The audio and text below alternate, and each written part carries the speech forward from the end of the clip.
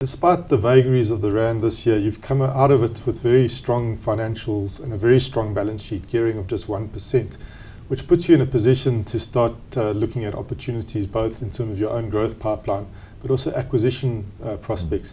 And it seems like the whole gas story is becoming quite favorable from a merging of your technology with gas assets. And there's an intention to really get more hands-on the upstream assets. In terms of that, where are the geographies that you are looking at for maybe making some acquisitions and doing some exploration, as well as what sort of size target of company would you be looking at maybe acquiring? We're not specifically targeting any company or any geography for that matter. What we are targeting are reserves that would enable us to convert the gas into liquids using our proprietary gas to liquids technology.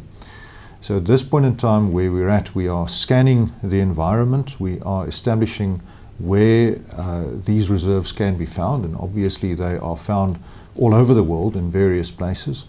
But it's also a question of affordability, the price of the reserve, the cost of the reserve, whether that then makes sense to convert that into liquid fuels.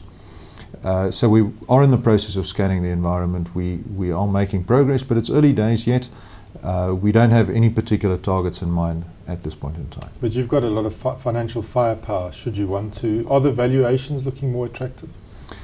There is talk of a bubble in gas at the moment, particularly those companies owning shale gas reserves in the US. So we are going to be quite careful in making any acquisitions if we do decide to go that route. And that whole gas equation has turned favorable for Sasol. Why is that? It essentially revolves around the advent of something called shale gas. What we see is that very, very significant additions to the US gas reserves have been unlocked using this technology. This has in turn caused gas prices to become quite depressed.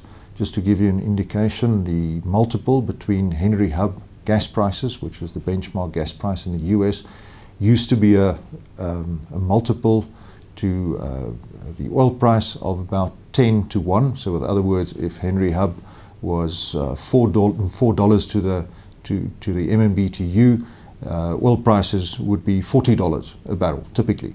That multiple is completely decoupled, and it's now closer to between 18 and 20. And this has opened up a great opportunity for us.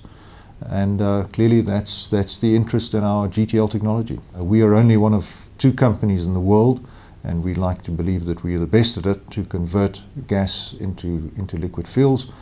And we therefore think that this is a very good time for us to be expanding our GTL portfolio.